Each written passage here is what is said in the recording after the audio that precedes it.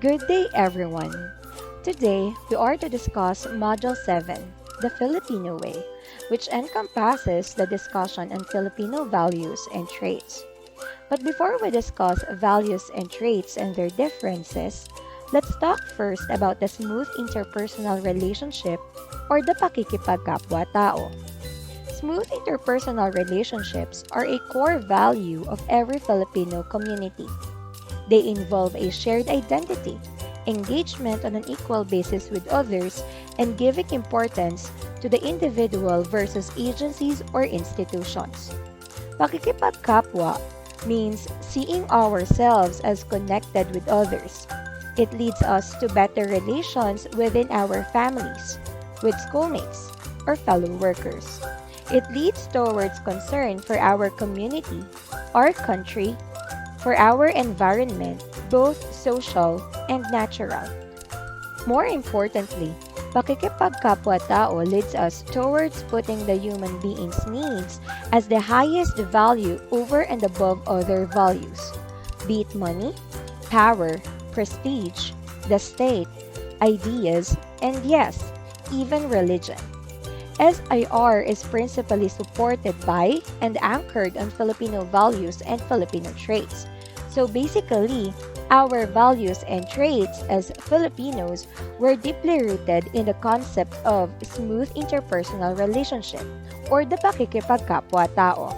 With that said, let's now discuss the differences between the two and the corresponding strengths and weaknesses of each value and trait. Values are those aspects in life that include customs, traditions, and many more which the people regard as necessary and important in their dealings with one another, as per Agoncillo 2010. While trait, on the other hand, is a distinguishing feature or a character of a person or a group of people. Filipino values. The first value is pakikisama, which refers to an interpersonal relationship where people are friendly with each other and is a typical personality trait of the Filipino people. It is expressed in their private lives, public workplaces, and relationships with neighbors. It refers to doing somebody a good deed, such as helping a relative or neighbor build a house without asking for compensation. It could also be helping someone looking for a job, and so on. Hence, it can be said that the Filipino culture of bayanihan originated from this value. This is usually being practiced to avoid clash with other people or a certain group.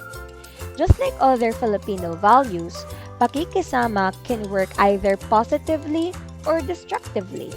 To elude open displays of conflicts, clashes, and confrontations, Filipinos, because of pakikisama, may submit to group opinion, over-generous praise one another, using metaphorical language rather than candid terms, concealing negative feelings or unhappy spirits underneath a pleasant demeanor, and even smiling when things go wrong and avoiding to say no, and eventually refraining from venting anger or losing temper. These can be considered as the weaknesses of the pakikisama values. The second important Filipino value is utang na loob, or debt of gratitude. It is recognizing and returning the favor to that person in the same measure who helped them in times of need. The Filipino value of utang na loob also refers to an obligation of appropriately repaying a person who has done one a favor. This value is impossible to quantify as it involves a deeply personal and internal dimension. This value has its weaknesses as well, and one of which is that at some point, the person is forced to do something even against his or her will or against the law just to pay the debt of gratitude. The third Filipino value is the concept of hiya or kahihiyan. The Filipino concept of hiya, often translated as shame, or embarrassment has often received ambivalent or negative interpretations. There are two kinds of hiya. The first one is the hiya that is suffered as shame or embarrassment. And the second one is the hiya that is active and sacrificial self-control of one's individual wants for the sake of other people. In this case, it can be considered a virtue. Next, amor proprio. Amor proprio or self-love is another factor that governs social etiquette in the Philippines. It is a sense of self-worth or self-respect that, when followed, prevents hiya. Filipinos are conscious of their own amor proprio and of that of their peers. Amor proprio best translates as self-love. On the surface, it can be seen as a sense of self-worth and or self-respect. In Western terms, it can loosely be related to the cultivation and maintenance of ego. Here's how it goes. For example, an abandoned wife will refuse to seek financial support from a husband who has abandoned her, no matter how financially destitute she is on this principle. Amor proprio, in short, means ego defensiveness, dignity, or one's personal pride, akin to the traditional Oriental attitude of having face. Filipino traits. Filipino traits are the distinguishing characteristics that somehow identified us as Filipinos. One of the common traits among Filipinos is hospitality, or keeping the strangers feel warm and welcome. This particular trait of ours made Filipinos known around the world. This trait, however, makes Filipinos prone to being abused or maltreated. Next, Filipinos are known for having strong and close family ties. They place high regard and put importance on their family before anything else. They work all day and do all they can to feed and provide for their family. In other countries, when a person turned 18, he or she can live away from his family. In the Philippines, they value their family so much that they keep them intact through the years.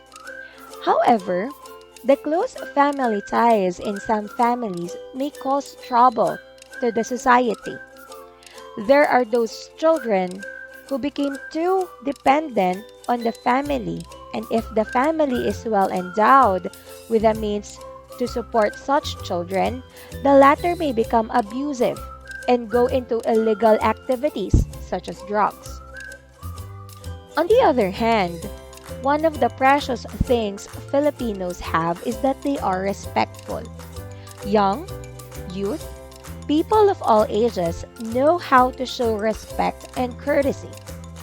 Some ways to show them are the use of po and opo, pagmamano, or putting the back of an elder's hand on your forehead, and calling our older siblings or elders ate or kuya.